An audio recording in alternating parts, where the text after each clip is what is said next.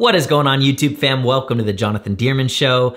And first of all, I want to let you guys know that I actually had this really organized, thorough, detailed video that I was super excited to get out to you guys about this topic with Brett Kavanaugh because it is a complicated situation. But very unfortunately, due to some equipment malfunction, that's not going to happen. And so I'm not going to be able to release the video I was hoping to release, unfortunately. However, I did still want to get a video out to you guys. And so if you see me looking back and forth from you guys to the computer today, it's just because I want to make sure that I get the details right, but I also want to release this video quickly and I don't have time to do another huge thorough thing.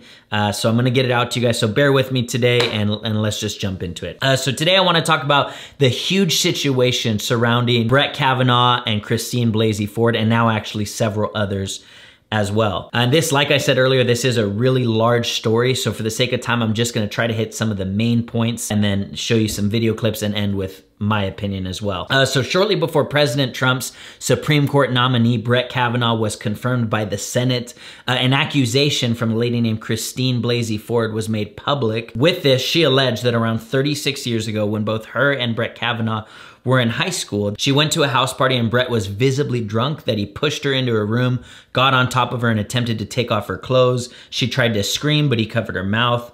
She also said that his friend Mark Judge was in the room with them during all of this, egging Brett on. And that she only escaped because Mark jumped on the bed and they all toppled over, which allowed her to then run out of the room. And since this allegation came out, the vote to confirm Brett Kavanaugh as a Supreme Court justice has been postponed. Now, Judge Kavanaugh did respond, of course, quickly to this allegation, and he responded strongly by saying, "I categorically and unequivocally deny this allegation. I did not do this back in high school or at any time." Mark Judge, his friend that she says was in the room with them, also denied it strongly. Which leaves us really in this tough situation where you have her saying a story that happened 36 years ago, him saying that it never happened, and unfortunately for her side of the story, there are no witnesses that have come out to give testimony to this, so it's really just her word that we're banking on. The biggest piece of evidence that supports her claim is that back in 2012, she did tell her therapist about this whole situation, and her therapist documented it down. However, when you look at the documents of what her therapist wrote, she never mentioned the names of the boys, and also it says that there were 4 boys in the room, not just 2, which Christine just says was a mistake on the part of her therapist. So senators invited them both to testify before Congress, and they did on Thursday. However, right before they were about to come out and testify, 3 more accusations came out against Brett Kavanaugh, and the strongest one being from a lady named Julie Swetnick. And she said the following: "I attended well over 10 house parties in the Washington, D.C. area during the years 1981 through 1983, where Mark Judge and Brett Kavanaugh were present. These parties were a common occurrence in the area and occurred nearly every weekend during the school year. On numerous occasions at these parties, I witnessed Mark Judge and Brett Kavanaugh drink excessively and engage in highly inappropriate conduct, including being overly aggressive with girls and not taking no for an answer. This conduct included the fondling and grabbing of girls without their consent." And here's where it gets really strong. She said, "I also witnessed efforts by Mark Judge and Brett Kavanaugh and others to cause girls to become inebriated and disoriented so that they could then be gang raped in a side room or bedroom by a train of numerous boys. I have a firm recollection of seeing boys lined up outside rooms at many of these parties waiting for their turn with the girl inside the room. These boys included Mark Judge and Brett Kavanaugh. In approximately 1982, I became a victim of one of these gang or train rapes where Mark Judge and Brett Kavanaugh were present." First of all, if that really happened to her and she was a victim of that, that's just awful. I mean, all these girls who experienced something like that, or whether, take this story out of the equation, any girls that experience anything like this is just incredibly awful. Now, with that being said, there are a few questions to ask with regards to this allegation that I think are important questions to ask. The first one is that she said that Brett and Mark were present when she was a victim of gang rape. She said they were present. That's very vague. Is she saying they were present like they were involved and participating? They were present like they weren't directly participating, but they knew about it? or they were present like they were just somewhere else in the house doing their own thing and maybe they didn't even know about it. Second question to ask and dig into is that Julie Swetnick is a few years older than Kavanaugh. And so at this time, while Kavanaugh would be in high school, she would have been a college student and an adult. And so the question would be, if she went to multiple and at least 10 of these parties where this kind of stuff was happening as an adult, why didn't she report it to the police? Why didn't she bring this out in the open and expose it as the adult there at the party with a bunch of high schoolers? And the last interesting thing to note about this is that Julie's ex-boyfriend has come out in regards to her credibility, and he says, I know a lot about her. She's not credible at all. Not at all. Of course, now that could just be an angry ex-boyfriend looking to get back at his ex-girlfriend for maybe some irritation that he has. Also, though, of course, it could be true that maybe she isn't credible. Now, with this allegation, there really isn't any supporting evidence. There's no witnesses that have come forward and confirmed this. And Brett Kavanaugh, again, strongly responded to this particular accusation, and he said, "This is ridiculous and from the Twilight Zone. I do not know who this is, and this never happened." Now, I'm not saying that for certain this didn't happen, but I will say this particular allegation seems pretty far-fetched. I mean, if this was a known thing that was happening at the parties, the fact that nobody reported it and the fact that nobody these years later is willing to come out and say, you know what, that did happen when so many people supposedly knew about it. It is a little bit out there and a little far-fetched as far as that one goes. And so still now, after all four of the different ladies have come out with these accusations, the most credible one appears to be still from Professor Ford. And her and Kavanaugh testified just this past Thursday. And so let's take a look to see exactly what Professor Ford said. I am here today not because I want to be. I am terrified. I am here because I believe it is my civic duty to tell you what happened to me while Brett Kavanaugh and I were in high school. I was pushed onto the bed and Brett got on top of me. He began running his hands over my body and grinding into me. Brett groped me and tried to take off my clothes. He had a hard time because he was very inebriated and because I was wearing a one-piece bathing suit underneath my clothing. I believed he was going to rape me. I tried to yell for help. When I did, Brett put his hand over my mouth to stop me from yelling. This is what terrified me the most and has had the most lasting impact on my life. It was hard for me to breathe, and I thought that Brett was accidentally going to kill me. Both Brett and Mark were drunkenly laughing during the attack. They seem to be having a very good time. I don't have all the answers, and I don't remember as much as I would like to.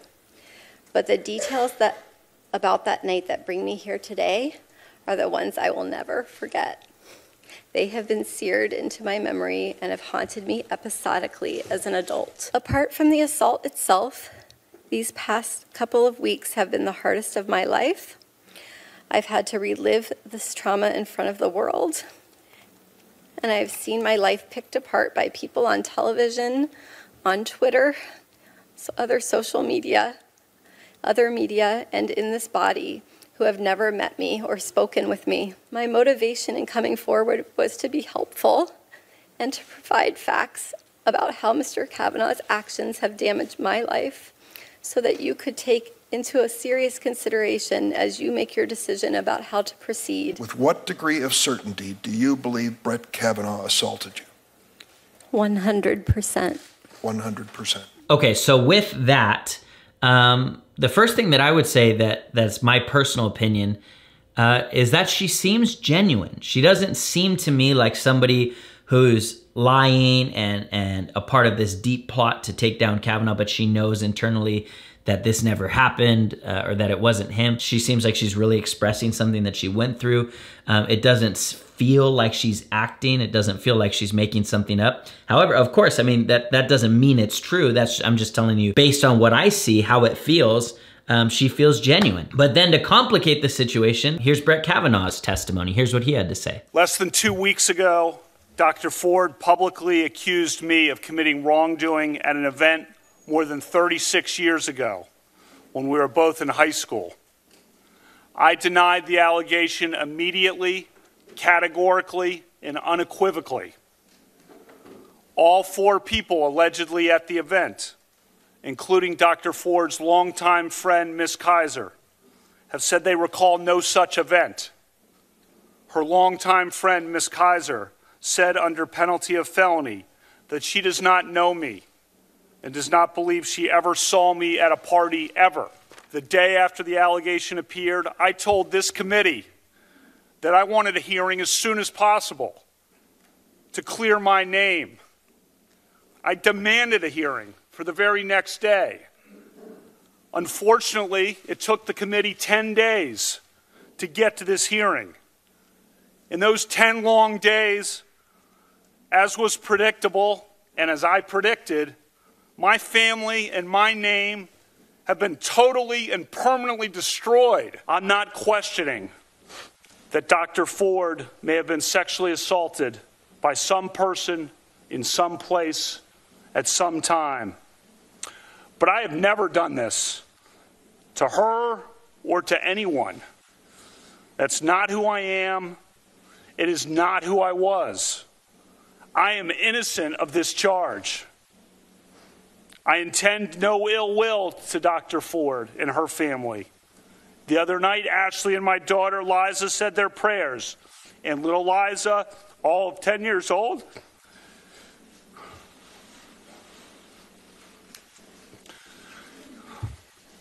said to Ashley, we should pray for the woman. It's a lot of wisdom from a 10-year-old. We mean no ill will. Okay, so here's where it gets tough. My personal opinion is that he also seems genuine. He doesn't strike me as someone who's really guilty inside and is just putting on a front. He doesn't strike me that way. He seems genuine to me, seems sincere. And so that's why this is such a sticky situation. Something that happened 36 years ago, both people have a pretty good reputation and are credible, seem credible, and they're saying opposite things strongly.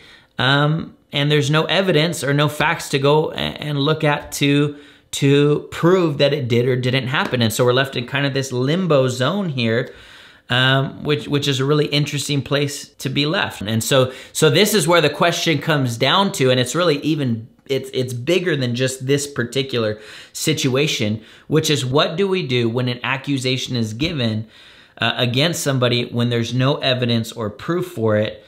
But the person seems genuine. What do we do here? And this is where it gets tough. This is where it gets complicated. I would tend to stick with what we've always had in America, which is people are innocent until proven guilty. They're not guilty until proven innocent. However, some people are making the argument, yeah, that's true. Criminally speaking, meaning we wouldn't put him in jail or prison unless he was proven guilty. But when it comes to being put in a position of power or authority, like being on the highest court of the land, the Supreme Court, some people are saying it should be guilty until proven innocent in that scenario because they're going to be affecting millions of Americans. To which I say, I understand that point. But I personally would prefer not to live in a world where any good person, and again, he could be telling the truth, he could be lying, we don't know. But where any good person could have an accusation given to them with no ability to be verified and no evidence supporting it, but simply because an accusation was made, it's enough to destroy their career and to destroy their advancement in life. I think that's a scary society to live in. And now back to this situation again. You have some Democrats and some Republicans that are acting like they know whether or not the person is telling the truth. And that's a little bit bothersome to me because they're clearly making their decision not based on evidence, but based on what's more politically advantageous for them. And that's an issue to me because the truth is nobody except for them can possibly know who's telling the truth because there's no evidence. And both seem reasonably genuine. This is one of those situations that I wish everyone, whether Democrat or Republican, could forget the politics and say, it's not about the politics. It's not about whether he's a Republican or a Democrat or whether he leans liberal or conservative. This is about the truth. Let's work on getting the truth out. But it's not a coincidence that the Democrats are saying that he's lying and the Republicans are saying that he's telling the truth, and he happens to be more right-leaning, more conservative. If he was more left-leaning, more liberal, there's almost no doubt that it would be switched. And that's one of the most frustrating things about our politics today. You also have Senator Lindsey Graham, who touched on what he believes is the Democrats acting inappropriately through this whole scenario. So let's take a moment and watch what he had to say. Did you meet with Senator Dianne Feinstein on August 20th? I did meet with Senator Feinstein. Did you know that her staff had already recommended a lawyer to Dr. Ford? I did not know that. Did you know that her and her staff had this allegations for over 20 days? I did not know that at the time. If you wanted an FBI investigation, you could have come to us. What you want to do is destroy this guy's life, hold this seat open, and hope you win in 2020. You said that, not me. You've got nothing to apologize for. When you see Sotomayor and Kagan, tell them that Lindsay said hello, because I voted for them. I would never do to them what you've done to this guy. This is the most unethical sham since I've been in politics. And if you really wanted to know the truth, you sure as hell wouldn't have done what you've done to this guy. Are you a gang rapist? No. I cannot imagine what you and your family have gone through. Boy, y'all want power. God, I hope you never get it. I hope the American people can see through this sham, that you knew about it and you held it. You had no intention of protecting Dr. Ford. None.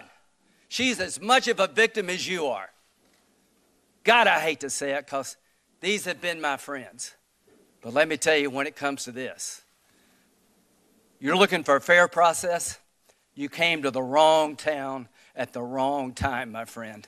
Okay, so with all of that, and I know it was a lot today, guys, I appreciate you sticking with me. The bottom line, in my opinion, I don't think that all of this should affect the way people vote on Brett Kavanaugh, because I don't think we should live in a society where any good person could have an accusation given to them with no evidence supporting it. It's enough to destroy their career and to destroy their advancement in life. I think that's a scary society to live in. Now, of course, with all of that being said, I want to pass a couple questions off to you guys.